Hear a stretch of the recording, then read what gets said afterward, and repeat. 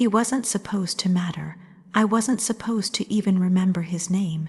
He was just the boy who brought the groceries, polite, quiet, kept his eyes low, signed the receipt and left. And I was always polite in return, just another person behind a door, another stranger wrapped in silence and routine. But one afternoon, something shifted. I opened the door like I always did, expecting another transaction, another minute of predictable small talk. But when I looked up, he was already looking at me, not in the way young men look at older women out of politeness or obligation.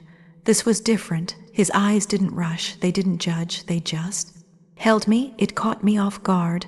I hadn't realized how long it had been since someone looked at me like that, really looked, not past me, not through me, but directly, as if he saw something inside I had long forgotten was even there. There was a silence in him that I understood, a stillness that didn't push, didn't demand. I remember how his fingers tightened slightly around the paper bag as he handed it to me. Our hands didn't touch, not really. But in that second, something passed between us. It wasn't romantic, it wasn't dramatic, but it lingered. I closed the door slower that day, and for reasons I couldn't explain, I stood there with the bag in my arms, listening to his steps fade down the hallway. I told myself it was nothing, just a quiet boy doing his job, but the next time he came, I noticed how he looked at the art on the walls, how he smiled at the old jazz playing softly from the kitchen radio, how he didn't speak unless I did. And when he did speak, it was never rushed, just a soft voice, careful with its words. He noticed things, the kind of noticing that doesn't come from curiosity. It comes from paying attention. He asked about a photograph once, an old black and white one on the side table, nearly forgotten. Most people didn't ask, most people didn't care, but he did.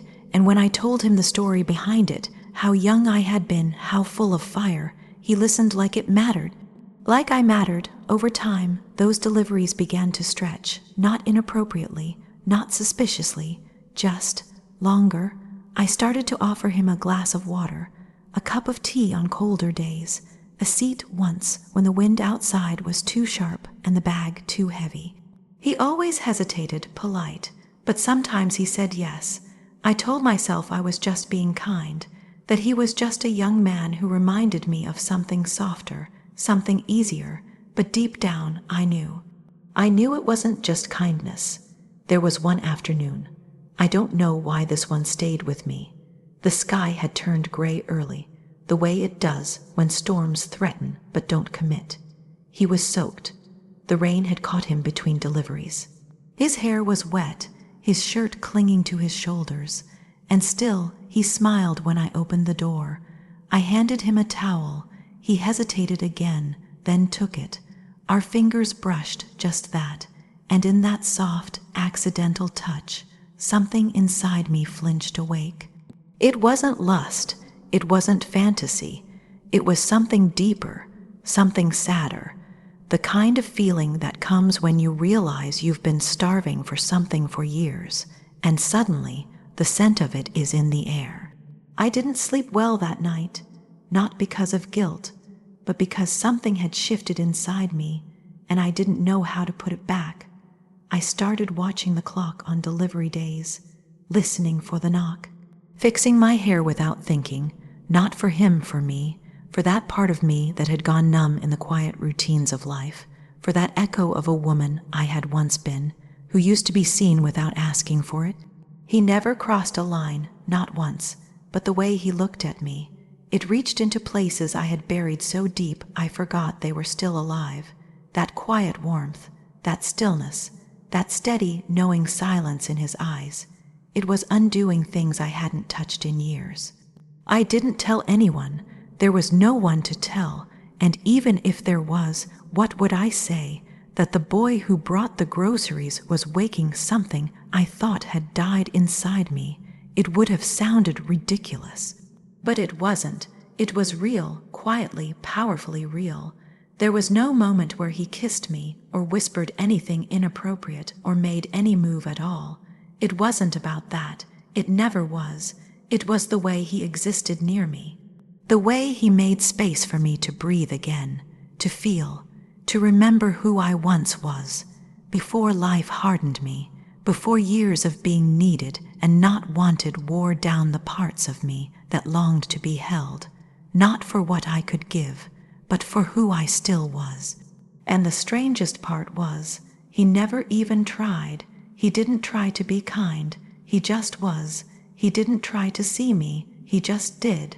He was just the delivery boy, but he touched something in me that hadn't been touched in a very long time. And sometimes it's not the loud love that changes you, it's the quiet ones, the unspoken ones, the ones that never need to be named, because they're already felt in the deepest part of you, and maybe that's what real connection is. Not fireworks, not declarations, but a kind of silence that knows you, and you feel it, long after the door has closed. He never tried to impress me. He didn't come in with confidence or charm. He didn't compliment me or make jokes to earn a smile. He never once made me feel like he wanted anything from me, and maybe that's what made him so dangerous in the softest, most beautiful way. He just listened. At first, it was small talk, light weather observations, the usual pleasantries people exchange just to fill time. But even then, I noticed he paid attention. When I mentioned the hydrangeas blooming late that year, he nodded, and the next week asked how they were doing. When I said I liked jazz, he asked if it was Ella or Billy. Simple things, thoughtful things, and over time, the silence between us became less like a pause and more like a space, one I could safely step into. He never asked anything too personal, but his quiet presence, the way he leaned in slightly when I spoke, the stillness in him, it invited pieces of me out that hadn't seen daylight in years. One afternoon, I told him about a song, a specific one that used to play in my kitchen when I was younger, when life was louder, when I still danced barefoot while cooking. He asked me to hum it. I laughed and said no, but the next week he asked if I remembered the name of it. Not to tease, just because he was still thinking about it. That stayed with me. Every visit became a little longer. He would drop the groceries, but stay a few moments more. If the kettle was on, I'd offer tea. At first, he declined, always polite, but eventually he began to say yes, and he never looked at his phone while he sipped. He just sat there, eyes open, heart open, and listened. The funny thing is, I hadn't meant to talk. I hadn't meant to unravel. But one evening, after a long and particularly heavy day, I found myself telling him about a dream I used to have, about painting again, about buying a little cottage by the sea. Things I hadn't said out loud in years because they felt too silly, too far gone. He didn't laugh. He didn't respond with advice or empty encouragement. He just listened, like it mattered, and somehow that undid me. There was a night I broke, quietly, a moment when everything I'd been holding together, grief, disappointment, time, just slipped. I didn't sob, I didn't cry in front of him, but he knew, he noticed. And instead of asking what was wrong, he simply said, "You don't have to talk, but I'll stay if that's okay." No one had said that to me in years. No pressure, no solution, just presence. He sat across from me in that dim kitchen, tea cooling between us, while the clock ticked and the house made those old wooden sounds it makes at night. And I remember thinking, I could breathe here with him. In this silence, people often want something from you, even if they don't say it out loud. They want comfort, attention, validation, but he never took. If anything, he gave, without even knowing it. There's something rare about being heard. Not just listened to, but heard. It opens you in ways you didn't know you were closed. It makes old wounds breathe again, not in pain, but in remembrance. He asked about my favorite book once. I mentioned it without much thought. The next time he came, he told me he'd started reading it, said it was slow but beautiful, and then he asked me what I loved about it. I told him, more than I meant to, and still he just listened. I started to look forward to the deliveries. Not because I needed the food, but because I needed the space we created. Quiet, thoughtful, real. I needed that one person who didn't try to cheer me up or fix me or flirt his way into some half-hearted distraction. I needed someone who saw I was still in there, that I still had things to say, things worth saying, and that was him. Even now, I don't know what it was about him that made me soften. He wasn't older. He didn't have a tragic story, but his eyes held a kind of kindness I hadn't seen in a long time. He wasn't afraid of my age or my silence or my stories. He wasn't uncomfortable with pauses. He let them exist, let them stretch between us without rushing to fill them. And in those pauses, I found myself again. I remember the day he told me he'd be changing routes soon, that someone else would be delivering after the end of the month. He said it casually, but his eyes didn't match his voice. They lingered on mine longer than usual. I didn't say much, just nodded, but that night I cried, not because I was losing him, but because for the first time in a very long time, someone had come into my life, held space for me without needing anything in return. And I had felt seen. He wasn't mine, he never was, but for a little while he was exactly what I needed, a reminder, a mirror, a quiet soul who helped me hear my own voice again. And sometimes that's all love needs to be. It was never meant to turn into something real, but it did. Somehow, quietly, it became the most honest part of my life. There was no moment I could point to and say, that's when it happened. It wasn't a kiss under moonlight or a grand confession at the door. It was slower than that, softer, like mist rolling in over a familiar field you thought you knew, and suddenly realizing the whole landscape feels different. He came often, always the same gentle knock, the same warm voice, the same hands that held the brown paper bags like they were carrying something sacred. I never thought much of it at first. I wasn't looking for anything. In truth, I didn't think there was anything left for me to find. Life had become quiet, predictable, polite, and a little cold around the edges, but somehow his presence changed the temperature in the room. He never arrived in a rush. He never brought noise or small chaos, just a calmness that filled the space in a way I didn't know I missed. We started talking more over time. It wasn't flirting. There was no performance in it. Just easy conversation, like the kind you have with someone who doesn't need to prove anything. Someone who listens not to reply, but to understand. One afternoon, I made him tea because it was raining and his shoulders looked cold. He sat at the edge of the kitchen chair like he didn't want to intrude, but something told me he needed that warmth just as much as I did. We laughed when I spilled the sugar jar reaching across him, and without thinking, he brushed a grain from my wrist. That was the first time I noticed his hands. They weren't rough, but they weren't soft either. They looked like they'd done real work, honest work, the kind that makes a man tired, but keeps his heart humble. He smiled at the sugar on the floor and said nothing, just helped me clean it, like he'd always been there. That night, the silence in my home felt different, less like loneliness, more like waiting. I don't know when it shifted, but one day I realized I had started watching the clock around the time his deliveries usually came, not hoping for romance, not expecting anything, but craving that shared space, that warmth, that human connection that doesn't ask for more than just being seen. It's strange how the little things become the big things.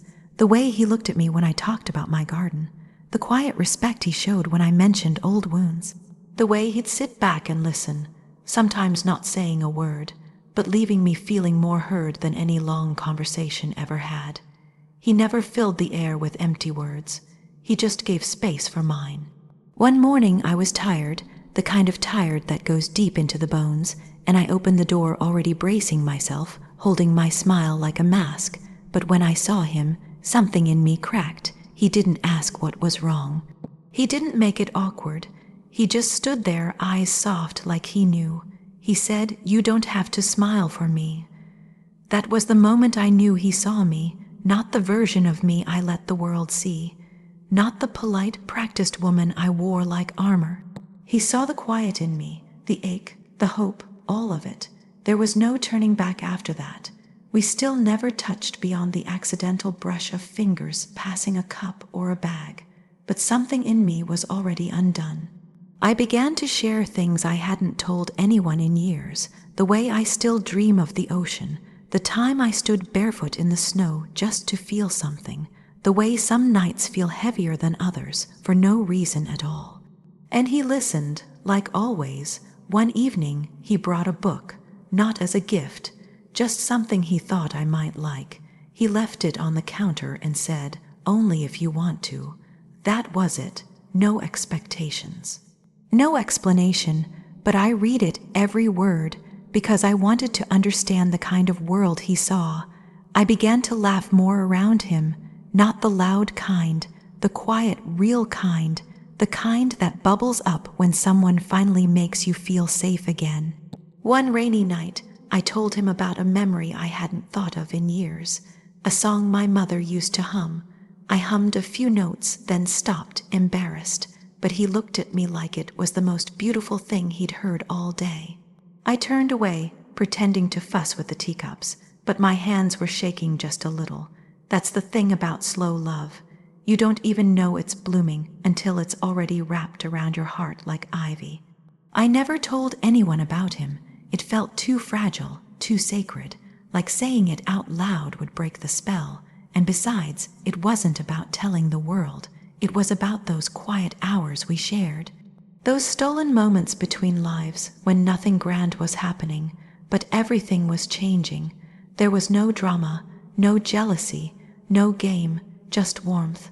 A simple connection that grew roots in soil neither of us thought could grow anything again. He started staying longer, sometimes 5 minutes, sometimes 20. We didn't track the time. There were no rules. Some days we sat in silence, sipping tea, watching the rain. Some days we talked about old music, about childhood, about what we wanted to forget. And in those moments, I realized that love doesn't always come loud or wild. Sometimes it comes quietly, sits down across from you, and says, "I see you." And you believe it, so no, it wasn't meant to turn into anything real. It wasn't a plan, it wasn't a search, but somehow it became the truest thing in my life. It still surprises me sometimes how gently he arrived in my life, not with fireworks, not with declarations, just presence, quiet, steady, unassuming presence. I had spent so long carrying versions of myself that had long stopped fitting, shaping my days around usefulness, responsibility, memory. I had almost forgotten what it felt like to simply exist in someone's gaze, not because of what I once was, or what I could do for them, but just because I was there. It started as nothing, polite greetings, casual warmth, but there was something in the way he looked at me, not with desire, not at first, but with a kind of stillness, a kind of noticing that made me feel like I wasn't invisible anymore. Not a ghost walking through her own life. He never asked for anything, never made me feel I had to earn his attention. I didn't have to charm or explain or prove. He saw me, the me that still lived beneath all the quiet years, the disappointments, the quiet ache of being forgotten in plain sight. And he made space for her. We'd sit sometimes side by side, sipping tea, not needing to fill the air, and in those silences I felt something returning, not something new, something remembered, my softness, my warmth, my own voice, the parts of me I had set aside, too tender for a world that demanded resilience more than it ever valued grace. He never said much about his own pain, but I could feel it. It lived in the pauses between his sentences, in the way his hands sometimes tightened around his mug, in the way he listened like someone who knew what it meant to be broken and put back together too many times. Maybe that's why we understood each other without having to say it out loud. One evening, the power went out during a storm. He had been dropping off the usual groceries and got caught by the rain. I invited him to wait it out, and we sat near the window, watching the branches sway in the wind. I lit a candle on the table. The soft glow made everything look different, more honest. Shadows flickered across his face, and when he looked at me, there was no hesitation, no pretense, just a kind of reverence. And I remember thinking, this is the first time in years someone has looked at me like I am still whole. He touched my hand then, just gently, as if asking permission without words, and something in me cracked open. I didn't pull away. I couldn't. His hand wasn't asking to take. It was offering to hold, and I let it. That was the night I realized I had been starving for that kind of tenderness. Not passion, not possession, but the quiet kind of love that sees past all the armor and still wants to stay. That wants to warm the places you've hidden for so long you forgot they were cold. He never rushed me, never asked for more than I could give. Some days we only spoke for a few minutes. Some days I would catch myself humming in the kitchen after he left, and I'd pause, surprised at the sound of my own voice returning. Little by little, I felt myself coming back to life.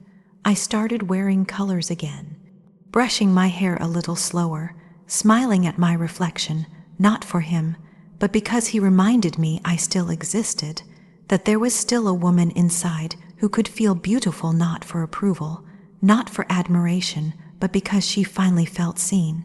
There was one morning I remember clearly.